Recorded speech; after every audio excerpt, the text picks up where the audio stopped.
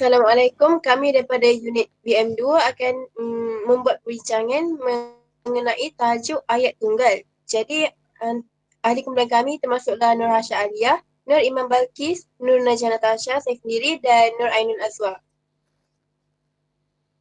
Dalam ayat tunggal ni terdapat 4 jenis ayat lagi, iaitu ayat susunan biasa, ayat susunan songsang, ayat aktif dan ayat pasif. Jadi kami akan menerangkan satu persatu mengenai ayat ni. Jadi saya serahkan kepada Hasha Aliyah untuk menerangkan tentang ayat susunan biasa. Baiklah, saya akan meneruskan perbincangan dengan menerangkan ayat susunan biasa. Ayat susunan biasa ni terdiri daripada subjek dan predikat. Subjek haruslah berada di depan dan predikat haruslah berada di belakang. Subjek ini terdiri daripada frasa nama, manakala predikat ni terdiri daripada frasa nama, frasa kerja, frasa adjektif dan frasa sendi nama. Seterusnya, ayat susunan biasa ni, dalam susunan biasa, bagi ayat tunggal, kedudukan konstituen subjeknya adalah di hadapan konstituen predikat. Seperti yang terdapat dalam contoh di bawah, iaitu contoh yang pertama, guru itu telah memenangi hadiah pertama. Yang kedua, setiap tuntutan akan mendapat layanan. Dan yang ketiga, hampir semua pekerja telah menghadiri kursus pengurusan berkualiti. Seterusnya, ayat susunan biasa ni dalam percakapan dan penulisan biasa terdapat juga penegasan atau penekanan yang dilakukan pada bahagian tertentu dalam ayat. Penegasan atau penekanan itu timbul dengan dua cara, iaitu yang pertama menggunakan partikel lah, kah dan tah, dan perkataan pun jua, juga, sahaja dan lagi. Ayat susunan biasa yang kedua dalam penggunaan partikel lah, kah dan tah. Konstituen ini menerima kata penegas itu untuk mengalami proses pendepanan seperti contoh yang berikut. Ayat yang pertama, bapa saya dia. Contoh yang kedua, dialah bapa saya. Untuk soalan yang kedua, adik kamu datang. Jawapannya ialah datangkah adik kamu? Dan ayat yang ketiga, daya kita apa? Seterusnya, apatah daya kita? Baiklah, yang ketiga, ayat seterusnya pula menunjukkan penggunaan kata penegas pun, jua, juga, sahaja dan lagi. Contoh ayatnya, pegawai itu pun tidak melayan kita. Yang kedua, saya ingin juga ke sana. Ayat yang ketiga, kita meminta rahmat daripada Allah jua. Ayat yang keempat, sepanjang hari dia mengelamun sahaja. Dan ayat yang terakhir, orang itu tidak akan datang lagi. Baiklah, saya akan menyerahkan kepada sahabat saya untuk menerangkan tentang ayat songsang. Baik, saya akan menerangkan tentang ayat songsang. Ayat songsang ialah ayat yang predikatnya dikedepankan. Dia mendahului subjek. Ia juga merupakan ayat yang diterbalikkan dan kita dapat mengenal pastinya dengan predikat tambah subjek. Subjek merupakan bahagian ayat yang diterangkan. Predikat pula merupakan bahagian ayat yang menerangkan subjek. Susunan ayat songsang berbeza daripada susunan ayat biasa. Tujuan predikat dikedepankan adalah untuk memberikan penegasan. Contoh ayat susunan biasa, abang membaca buku. Kalau ayat songsang pula, membaca buku cerita abang.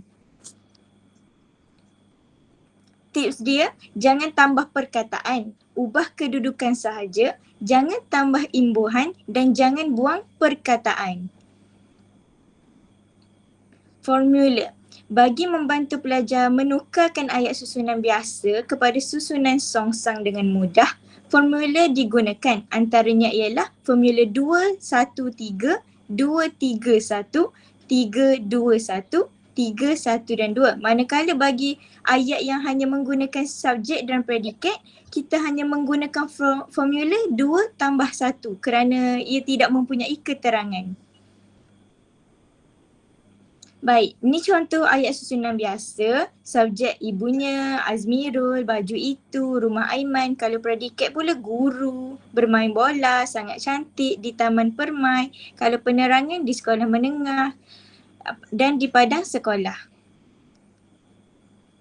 Baik, ni contoh penggunaan ayat songsang yang saya gunakan. Baik, ni contoh penggunaan ayat songsang. Yang saya gunakan pertama ni formula 312 iaitu di sekolah menengah Kebangsaan Nasiruddin Shah, ibunya guru. Kalau yang kedua ni formula 321 di sekolah menengah Kebangsaan Nasiruddin Shah, guru ibunya. Kalau yang ketiga ni formula 213 iaitu guru ibunya di sekolah menengah Kebangsaan Nasiruddin Shah. Kalau yang keempat formula 231 guru di sekolah menengah Kebangsaan Nasiruddin Shah, ibunya. Baik, pelajar perlu mengelaskan ayat biasa kepada dua bahagian. Jika ayat tersebut tidak mempunyai penerangan, masa itulah kita akan menggunakan formula 2 tambah 1. Formula digunakan bagi menggantikan kedudukan subjek di awal baris. Baik, ni contoh bagi ayat yang hanya ada subjek dan predikat sahaja, iaitu baju itu sangat cantik. Rumah Aiman di Taman Permai. Kita pun tukarkan menggunakan formula 2-1. Sangat cantik baju itu. Di Taman Permai, rumah Aiman. Baik, saya akan teruskan dengan ayat aktif. Jadi, kita tengah bincangkan tentang tajuk ayat tunggal sekarang ni. Jadinya dalam ayat tunggal, terdapat dua jenis ayat iaitu ayat aktif dan ayat pasif. Dan saya akan tekankan mengenai ayat aktif. Ayat aktif ialah ayat yang mengandungi kata kerja yang mengutamakan subjek asal sebagai unsur yang diterangkan. Ayat aktif boleh dibahagikan kepada dua, iaitu ayat aktif transitif dan ayat aktif tak transitif. Okay. Ayat aktif transitif. Ayat aktif transitif ialah ayat yang mengandungi kata kerja transitif yang diikuti oleh frasa nama atau klausa komplement sebagai objek atau unsur penyambut serta boleh dipasifkan. Namun ayat aktif transitif yang bersifat ayat tunggal terbentuk hanya daripada ayat yang mengandungi frasa subjek asal dan frasa nama objek sebagai unsur penyambut kata. Jadinya nota ringkas kat sini, maksud klausa ialah unit rangkaian perkataan yang mengandungi subjek dan predikat serta menjadi unsur dalam ayat. Klausa terbagi kepada dua iaitu klausa bebas dan klausa terikat. Jadi ayat tunggal pula ialah ayat yang mengandungi hanya satu klausa iaitu satu subjek dan satu predikat. Contohnya, saya membaca buku, dia ada satu klausa iaitu apa? Maksud yang kedua, saya membaca buku kerana saya bosan. Yang ini mempunyai dua klausa kerana dia ada kata hubung dan dia ada dua subjek dan dua predikat. Contoh ayat aktif transitif yang diikuti oleh frasa nama sebagai objek. Jadinya contohnya kat sini, guru besar memanggil saya. Jadi guru besar ni beranan sebagai subjek. Predikat dia ada kata kerja transitif iaitu memanggil dan ada objek iaitu saya. Jadi macam kita tahu, kalau kata kerja transitif dia memang wajib ada objek lah selepas tu. Yang kedua, mereka membaiki jalan. Mereka membaiki jalan itu. Mereka merupakan subjek. Kata kerja transitifnya membaiki dan objek ialah jalan itu. Dan seterusnya, dia membeli buah durian. Dan contoh yang terakhir, Raja Siam melantik wakilnya. Okay. Tentang ayat aktif transitif yang mengandungi klausa komplement sebagai objek yang menyambut kata kerja, bentuk demikian sebenarnya merupakan ayat majmuk pancangan. Contoh ayat aktif transitif yang diikuti oleh klausa komplement sebagai objek ialah dia menyatakan bahawa Abu sudah meninggalkan kampungnya. Jadinya subjek kat sini ialah dia, predikatnya ialah menyatakan bahawa Abu sudah meninggalkan kampungnya. Tapi dekat predikat tu terbagi kepada dua iaitu kata kerja dan objek. Kata kerja kat sini ialah menyatakan dan objek kat sini adalah bahawa Abu sudah meninggalkan kampungnya. Jadinya kalau perasan dia ada bahawa kat situ. Bahawa tu merupakan kata komplement yang sepatutnya diterangkan dengan lebih lanjut dalam topik ayat majmuk. Yang contoh yang kedua, kami mengetahui bahawa Siti sudah berkahwin. Dan yang terakhir, saya mengesahkan bahawa berita itu benar. Ada juga segolongan ayat aktif transitif yang mengandungi kata kerja yang boleh menerima dua objek sebagai penyambut, iaitu objek tepat dan objek CP. Contohnya seperti berikut. Abang membelikan ibu sebuah rumah. Jadinya abang merupakan subjek, membelikan merupakan kata kerja aktif transitif, ibu merupakan objek tepat dan sebuah rumah merupakan objek CP. Jadinya berdasarkan contoh ni, objek yang menjadi penyambut secara langsung iaitu selepas kata kerja disebut sebagai objek tepat dan objek yang menjadi penyambut tak langsung disebut sebagai objek CP. Ayat aktif transitif yang mempunyai dua objek juga boleh diubah binaannya, iaitu objek tepat akan menerima kata senti nama di hadapannya, lalu terbentuklah frasa sendi nama yang bertugas sebagai keterangan. Objek CP asal pula akan menjadi objek tepat baharu. Contohnya seperti berikut. Pembantu rumahnya membawa secawan kopi untuk saya. Jadinya subjek kat sini adalah pembantu rumahnya, kata kerja ialah membawa, objeknya adalah secawan kopi dan frasa sendi nama adalah untuk saya. Jadinya kalau kita baca dalam konteks ayat tepat dan ayat CP, dia jadi macam ni ayat dia. Pembantu rumahnya membawa saya secawan kopi. Seterusnya ayat aktif tak transitif. Ayat aktif tak transitif ialah ayat yang mengandungi kata kerja tak transitif, iaitu yang tidak diikuti oleh objek sebagai penyambutnya, dan ayat ini juga tidak boleh dipasifkan. Terdapat dua jenis ayat aktif tak transitif, iaitu ayat aktif tak transitif dengan keterangan yang boleh digugurkan dan ayat aktif transitif dengan keterangan yang tidak boleh digugurkan. Jadinya disertakan nota kat bawah ni, kata kerja aktif tak transitif terbahagi kepada dua, iaitu tanpa pelengkap, iaitu kata kerja yang boleh berdiri sendiri dan boleh ditambah unsur keterangan sebagai pilihan, dan berpelengkap, iaitu kata kerja yang wajib diikuti oleh pelengkap untuk menyempurnakan ayat dan tidak boleh dipasifkan. Jadinya kalau kita tengok nombor 2 ni, ayat aktif transitif dengan keterangan yang tidak boleh digugurkan ni maksudnya kata kerja aktif yang tak berpelengkap. Ayat aktif tak transitif dengan keterangan yang boleh digugurkan. Ayat yang mengandungi kata kerja tak transitif yang boleh mengandungi frasa keterangan secara pilihan. Contohnya, kanak-kanak sedang mandi di kolam itu. Jadinya kita boleh je buang keterangan di kolam itu tu. Kita boleh je ambil kanak-kanak sedang mandi.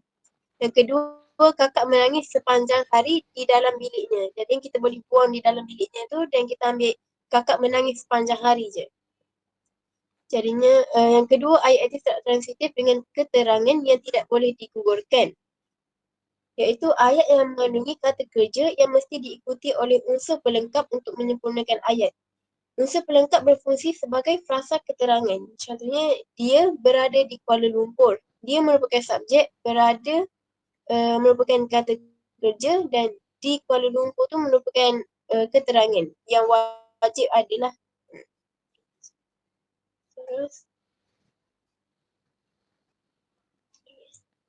Seterusnya saya akan menyambung mengenai ayat pasif. Ayat pasif ni ialah ayat yang menekankan objek dan perbuatannya berbanding dengan ayat aktif. Atau dalam erti kata lain, ayat pasif ni ialah ayat yang mengutamakan predikat berbanding subjek. Jenis-jenis ayat pasif, terdapat 3 jenis ayat pasif. Yang pertama ialah ayat pasif dengan imbuhan kata kerja pasif. Yang kedua, ayat pasif dengan kata ganti nama diri pertama dan kata ganti nama diri kedua. Yang ketiga, ayat pasif dengan perkataan kena yang hadir sebelum kata kerja. Yang pertama ialah ayat pasif dengan imbuhan kata kerja pasif. Contoh imbuhan kata kerja pasif yang digunakan ialah di dan ter. Contohnya ialah barang itu sudah diambil oleh Ali semalam. Jadi barang itu merupakan subjek dan kata kerja pasif yang ada ialah di.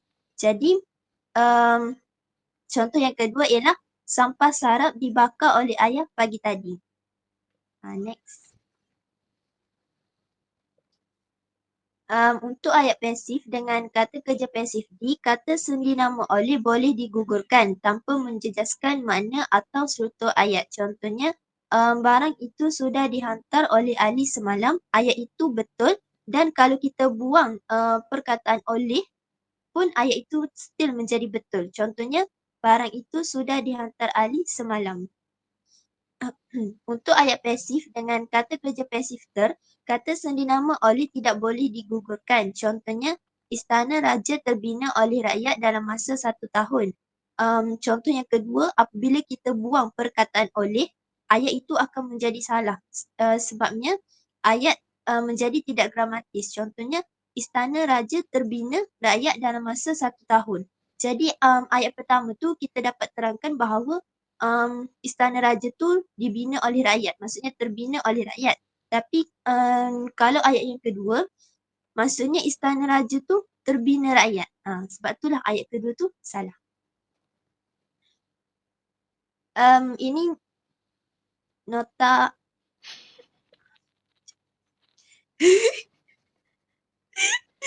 Okey, ini side note yang saya sertakan.